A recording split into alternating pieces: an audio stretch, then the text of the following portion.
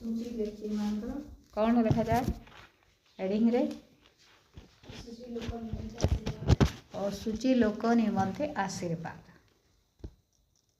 असुची लोक निमंते आशीर्वाद आमे देखू आमे तो अध्ययन कर सारी वाक्य को असुची लोक निकट को कि प्रकार आशीर्वाद आसे कि प्रकार आशीर्वाद आसे आमे मने पकाइबा जेते बेले परमेश्वर आदम हवा को निर्माण कले आ सेमान को किसी आज्ञा देले आ सेमाने आज्ञार अबाध्य हेले बा वाक्यर अबाध्य हेले तो द्वारा पाप हैला आउ सेमानक माध्यम रे पाप पृथ्वी रे प्रवेश कला आमे समस्ते जानिछु आउ समस्ते असुचि हेले तार अर्थ पाप लोक मान को असुचि करे अबाध्यता लोक मान को असुचि करे। एबे मो गोटे विषय कहूसी आमे गाधेबा बा परिष्कार हेबा ए विषय बेसी सूची असुचि बोली भावी थाओ किंतु आत्मिक क्षेत्र रे आमे परमेश्वर दृष्टि रे जदि अबाध्य होछु तांकर वाक्यर पालनकारी न होई तांको विरुद्ध रे कोनोसी विषय करूछु ताहेले आमे सूची नुह असुचि अटु। प्रेज द लॉर्ड हालेलुया असुचि अटु असुचि कहा को कहा जाए ए जगह रे जाजक मानक विषय रे जिहुदी लोक मानक विषय रे लिखा जाए जाजक मानक विषय रे मध्य लिखा जाए जिहुदी मानक विषय रे मध्य लिखा जाए आउ जेउ मानक परमेश्वर कण कले सेही लोक मानकु सेही गोष्ठी को से कौन करिवे से असुचु तुल्य से माने कार्य करूअछंती बोली लिखा जाए 13 पदरे 12-13 पद लिखा जाए केही अपना वस्त्रर अंचल रे पवित्र मांस बहिले जेबे ताहार अंचल रुटी किंबा झोल कि द्राक्षारस किंबा तैल अथवा कौन सी प्रकार खाद्य द्रव्य को स्पर्श करे तेबे ताहा कि पवित्र हेब तहिरे जाजक माने उत्तर कर कहिले ना। एटा कौन बोली लिखा जाइछि जाजक मानेकर वस्त्र तो पवित्र थाए आउ आमे जदि से जाजक मानकर वस्त्र रे बा धड़ा वस्त्र रे पवित्र मांस को बा झोल को बा गोटे रोटी को तांकु आमे से भितरे से वस्त्र रे देबा ताहले ताहा सूची हेबो कि ताहा सूची हेबो बुझी पारुछंती। मु गोटे उदाहरण देबी आमे एटा जाजक मानक विषय लिखा जाए मु गोटे उदाहरण दउची गोटे धला गामछा रे तरकारी निया गला झोल झोल झोल निया जाउची मांस झोल से धला वस्त्र तो ठीक अच्छे धला अच्छे से मांस झोल जेते बेले निया जाउची सेटा ठीक अच्छे काहे मांस भी खराब जिनिस नहीं से खराब काहे खराब नहीं से मांस झोल भी खराब नहीं से सूची मांस बोली लिखा जाई छै एठाने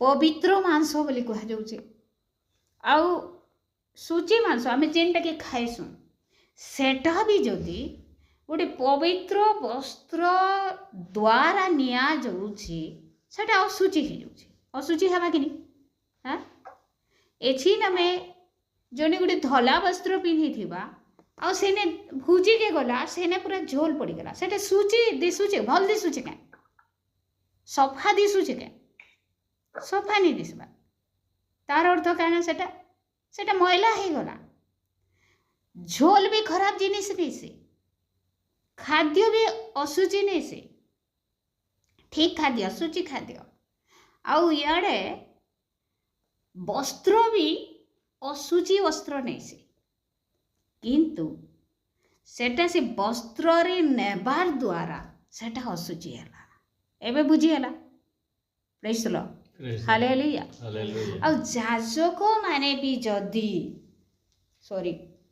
ଯଦି ଯାଜକ ମାନେ ବି ପବିତ୍ର ମାଂସକେ ତାଙ୍କର ବସ୍ତ୍ରରେ ନଉଛନ୍ ତାହେଲେ ସେଟା କାଣା?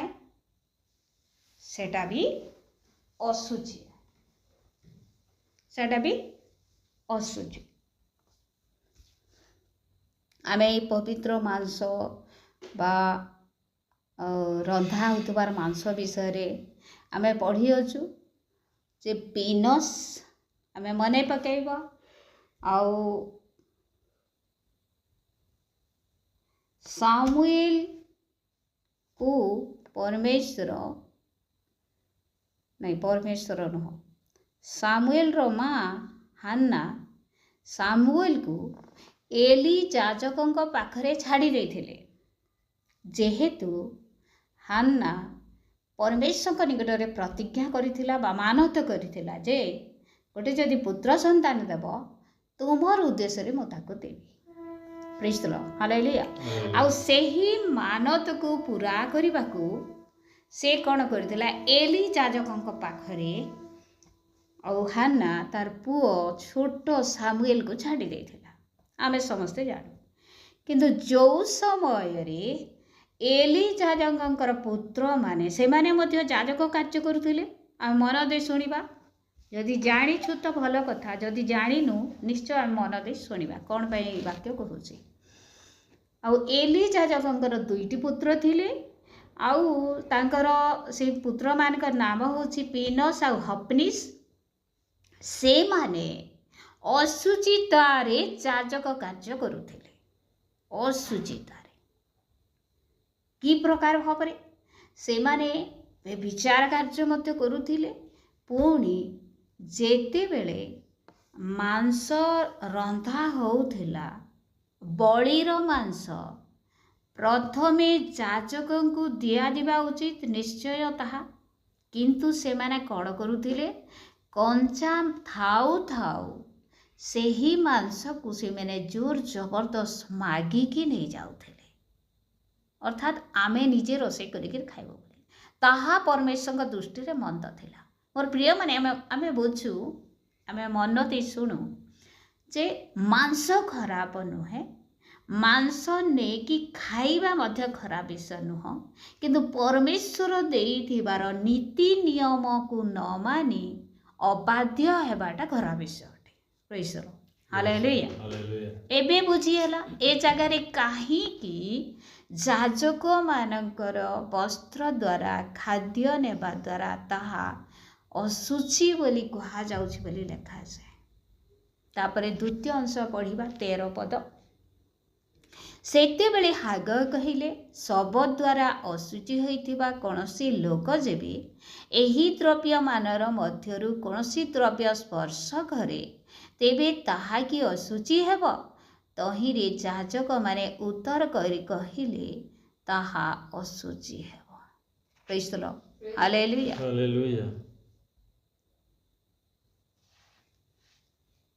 ତାହା କ'ଣ ବୋଲି କହିଲେ? ତାହା ଅଶୁଚି ହେବ। ପ୍ରେଜ୍ ଦ ଲର୍ଡ, ହାଲେଲୁୟା। ତାହା ଅଶୁଚି ହେବ।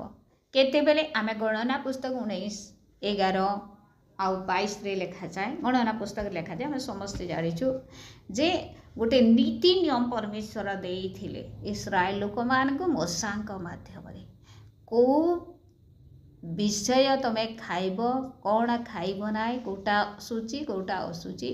ପୁଣି ଆଉ ଶବ ଦ୍ୱାରା ଯିଏ ବି ମରିଯାଇଛି ବା ମରିଯାଇଥିବା ପଶୁ କି ପକ୍ଷୀକୁ ସ୍ପର୍ଶ କଲେ ମଧ୍ୟ ତାହା ଅଶୁଚି ଅଟେ। ଆଉ ବାକ୍ୟରେ ଲେଖାଯାଏ ଯେ ଗୋଟେ ମୃତ ହେଇଯାଇଥିବାର ପଶୁ କି ପକ୍ଷୀର ମାଂସ ମଧ୍ୟ ପ୍ରଭୁଙ୍କର ଲୋକମାନେ ଖାଇବା ଉଚିତ ନୁହଁ। କି ପ୍ରକାରେ?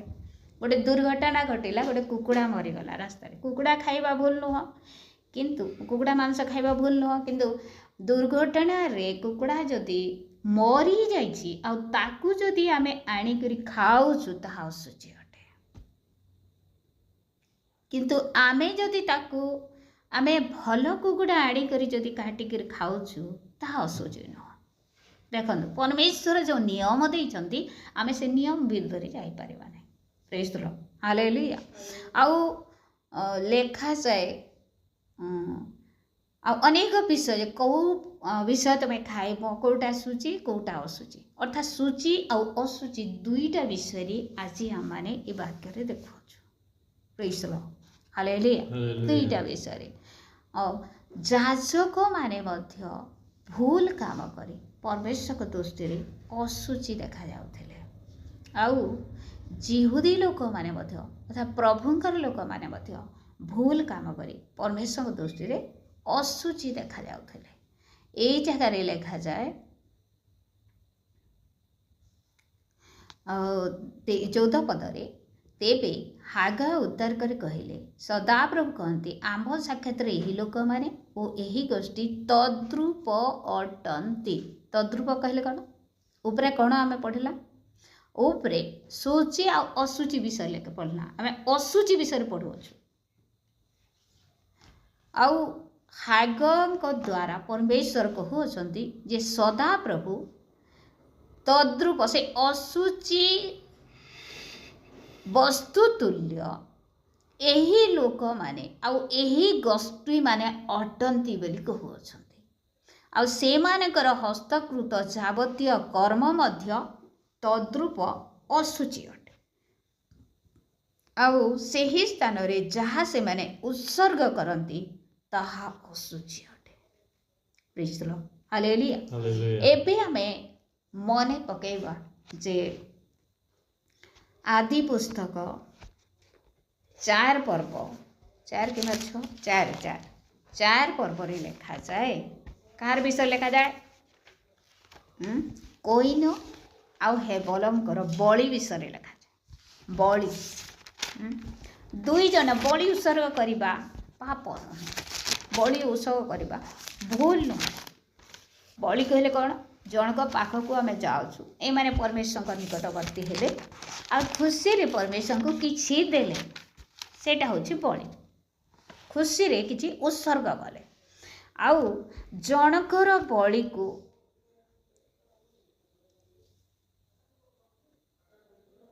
हेबलर बलि को परमेश्वर ग्रहण कले जेहेतु हेबल को ग्रहण कले अर्थात तांकर मन ठीक थिला।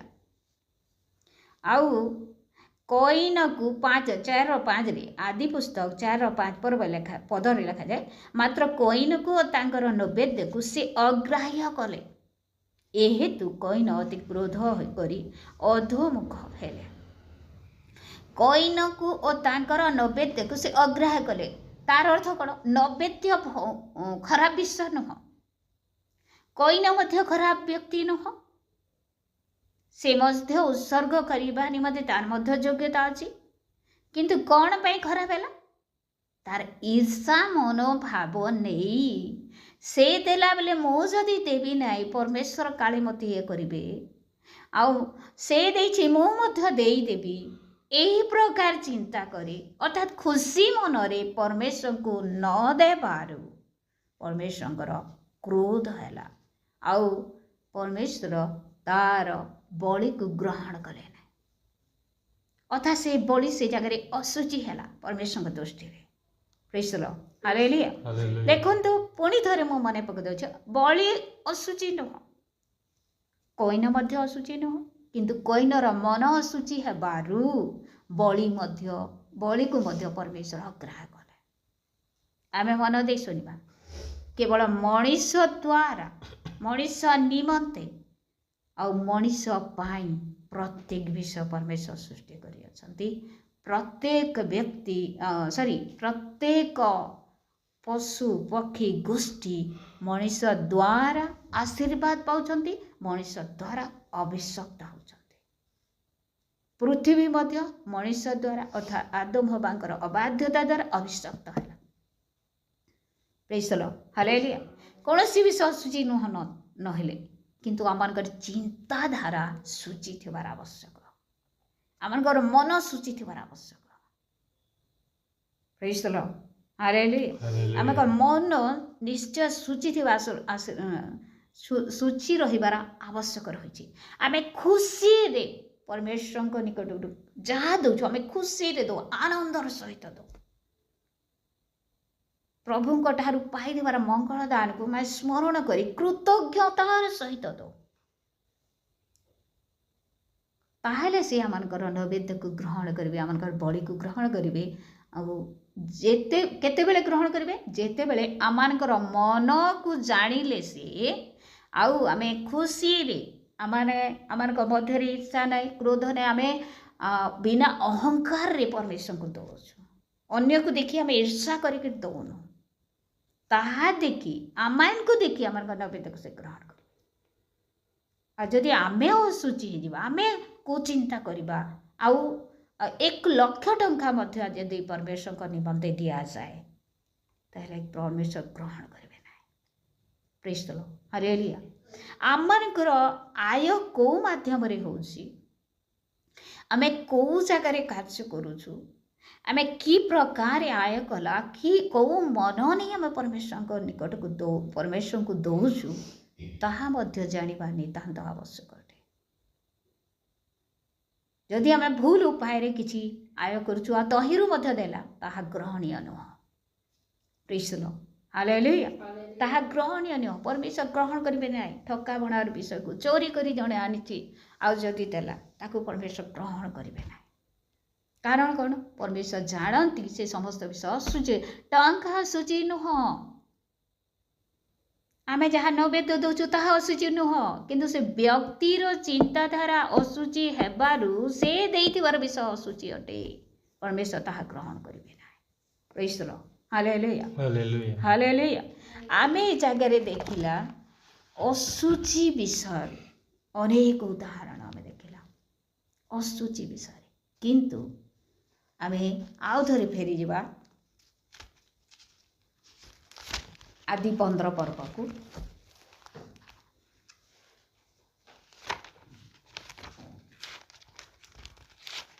आदि 15 पर्व 3 रो 15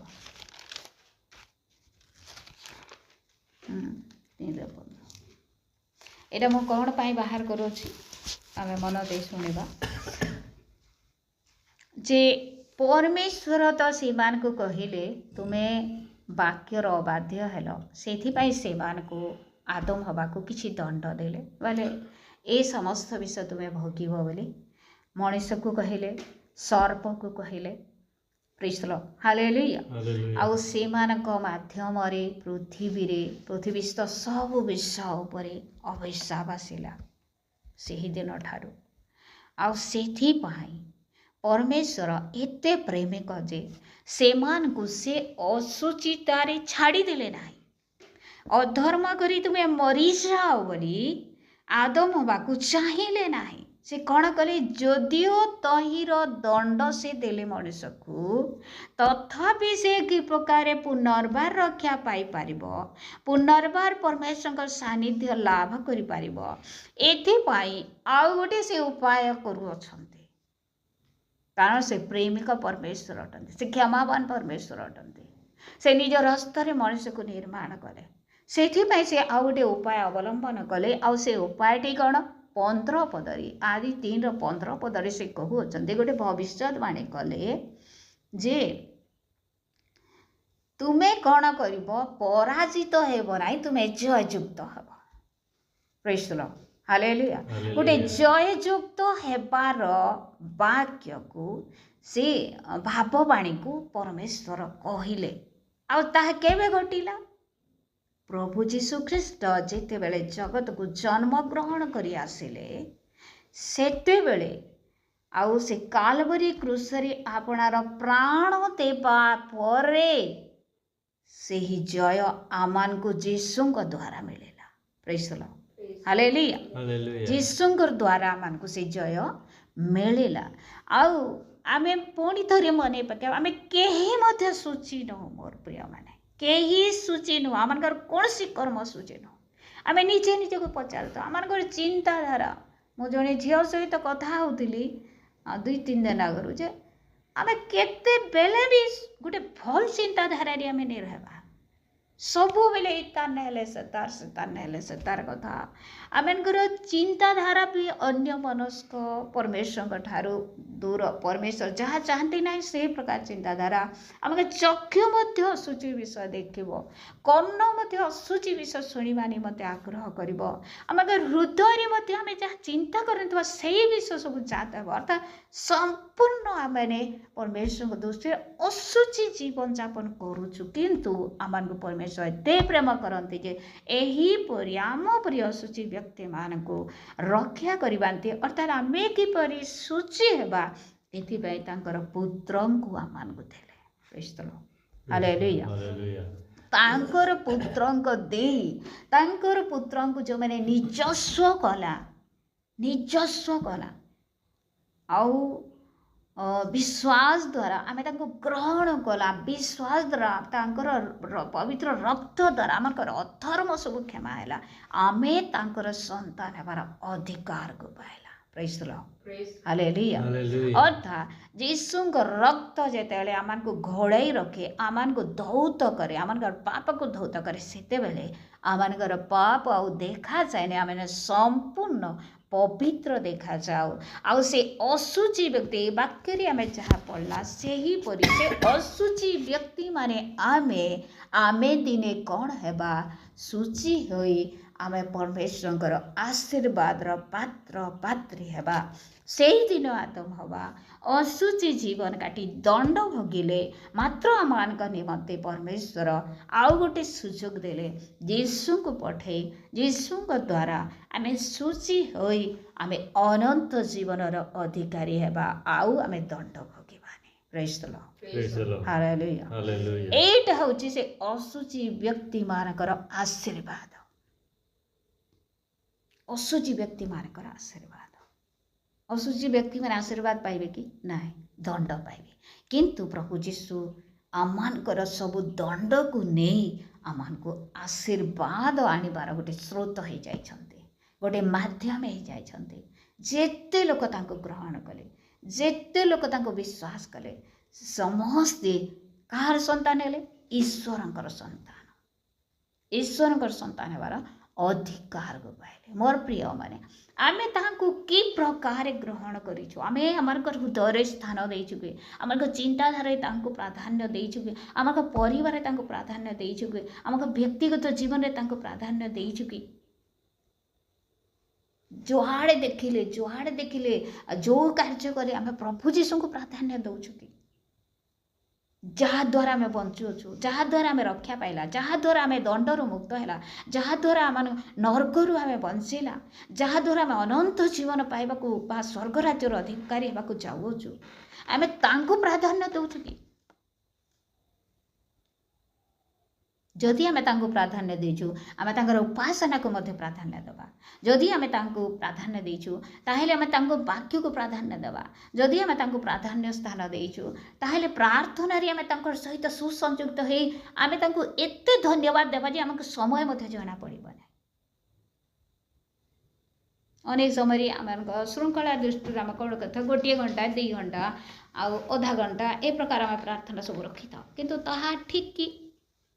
ବ୍ୟକ୍ତିଗତ ଜୀବନରେ ଯଦି ଆମେ ସେ ପ୍ରକାର କରୁଛୁ, ଆମେ ଚିନ୍ତା କରୁ ତ ପ୍ରଭୁଙ୍କ ଠାରୁ ଏତେ ମଙ୍ଗଳଦାନ ପାଇଛୁ, କିନ୍ତୁ ଗୋଟେ ଆମେ ସମୟ ସୀମା ରଖିଛୁ ଯେ ସେ ସୀମା ଭିତରେ ଆମେ ତାଙ୍କର ସହିତ ତାଙ୍କୁ ଧନ୍ୟବାଦ ଦେବା ବା ତାଙ୍କର ସହିତ ବସିବା, ତାଙ୍କର ଉପସ୍ଥିତିରେ ରହିବା। ମୋର ପ୍ରିୟମାନେ, ଯିଏ ଆମକୁ ଏତେ ବଡ଼ ଆଶୀର୍ବାଦ କଲେ, ଆମେ ତାଙ୍କର ମଙ୍ଗଳଦାନକୁ କେବେ ମଧ୍ୟ ଭୁଲିବା ଉଚିତ ନୁହଁ। ସର୍ବଦା ସ୍ମରଣ କରି ଆମେ ଯାହା କିଛି କରୁଛୁ ତାଙ୍କର ବାକ୍ୟ ମୋଦିତ କି ନୁହଁ ତାହା ଚିନ୍ତା କରି ସେହି କାର୍ଯ୍ୟ କରିବା ଦ୍ୱାରା ଆମେ ପରମେଶ୍ୱରଙ୍କର ସନ୍ତୋଷର ପାତ୍ର ପାତ୍ରୀ ହେଇପାରିବା, ସେହି ଆଶୀର୍ବାଦର ଅଂଶୀମାନେ ହେଇପାରିବା। ପ୍ରେଜ୍ ଦ ଲର୍ଡ, ହାଲେଲୁୟା। ପ୍ରଭୁ ବାକ୍ୟ ଦ୍ୱାରା ଆମ ସମସ୍ତଙ୍କୁ ଅନୁଗ୍ରହ କରନ୍ତୁ। ଆମମାନଙ୍କୁ ପ୍ରଭୁ ଯୀଶୁ ଆସି ଆଉ ତାଙ୍କର ଜୀବନ ଦେବା ଦ୍ୱାରା ଆମେ ସେ ଅଭିଶାପରୁ ବା ସେ ଅଶୁଚି ବ୍ୟକ୍ତିମାନଙ୍କର ଗୋଷ୍ଠୀ ମଧ୍ୟରୁ ଆମେ ବାହାରି ଆସି ଆମେ ସେ ଦଣ୍ଡର ପାତ୍ରପାତ୍ରୀ ନ ହୋଇ ଆଶୀର୍ବାଦର ପାତ୍ରପାତ୍ରୀ ହେଲା। ଆଉ ସୌଭାଗ୍ୟର ବିଷୟ, ଆପଣମାନେ ସମସ୍ତେ ସେହି ପ୍ରଭୁ ଯୀଶୁଙ୍କୁ ଗ୍ରହଣ କଲେ। ଆପଣମାନଙ୍କ ନିମନ୍ତେ ଆଉ ଦଣ୍ଡ ନାହିଁ, आउ जीवन शेष पर्यंत यीशुंकर सहित जदि आम चलवा यीशुंकर सहित जदि आपण मैंने चलिए ताले निश्चित स्वर्ग राज्य आपण मान निमंते अटे। प्रभु ये अनुग्रह आम समस्त को दान करंतु आमेन।